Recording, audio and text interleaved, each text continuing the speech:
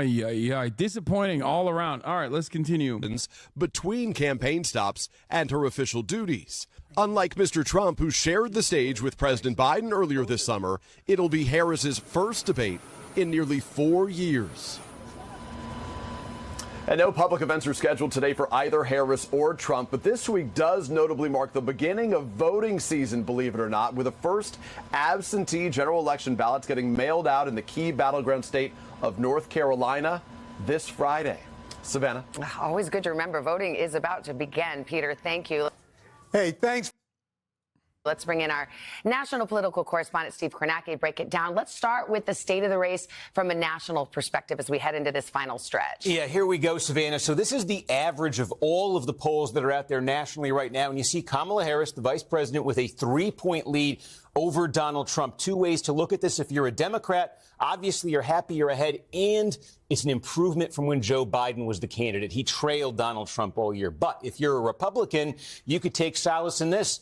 This is not unfamiliar territory for Donald Trump. Labor Day 2020, he trailed Joe Biden by 9. He almost came back to win that race. 2016, he trailed Hillary Clinton by 5 on Labor Day. He did come back to win. So Harris has actually a tighter national margin. But as we know, these elections are determined state by state in these battleground states. So let's look at a state of the race there. Yeah, let's go. Yeah, numbers look worse when you look at the fucking states. When you look at state by state, numbers look the best.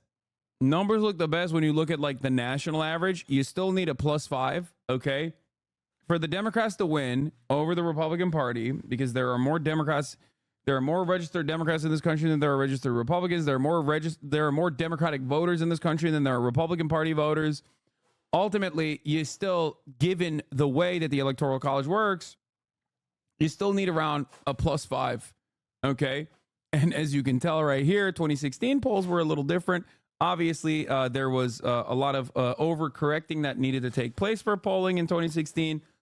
Hillary Clinton's +5 didn't actually end up helping her secure the victory. Go through now 7 battleground states. You can memorize this list at home. We're going to talk about them a lot between now and November. But the key here is that 6 of these 7 states all went for Joe Biden in 2020. North Carolina, the only went for Trump. And you see right now, the polling is tight in just about all of them. Trump ahead narrowly in Georgia, North Carolina. Small Harris leads, except take a look here, like in Wisconsin, Harris on average leading by 6. This is important to note. The polling was off in states like Wisconsin in 2020 and 2016. It underestimated Trump's support. Whether it does that again this time around, a major question. That made a huge difference, of course, in the result there. So let's do my favorite, Matt, the 270. Love to see how this can play out when you start switching how the battlegrounds go. Yeah, mine too. So we've got those 7 states you just mentioned in gray here, the battleground states. Look, 2 perspectives here. If you're Harris, your most direct path is this. They call them the Great Lakes states. Wisconsin, if you could win that, Michigan and Pennsylvania all went for Biden 4 years ago. Hold those, and you see it right there. Harris is at exactly 270. But here's the complication for her. What if she slips up in one of these? Pennsylvania, she didn't pick that state's governor as her running mate. Some people wonder about that. If she were to lose Pennsylvania, it is the largest of these battleground states. It's over. If she doesn't win Pennsylvania, it's over. Okay? Like, the reason why it's over is because if you lose Pennsylvania, the likelihood that you will win Georgia is incredibly low. Like, there's no pathway, in my opinion, where you lose Pennsylvania, but then you win Georgia. And if you lose Pennsylvania, you most likely lost Georgia as well. And in which case, it's fucking over. She's campaigning in Pennsylvania, right? Yes.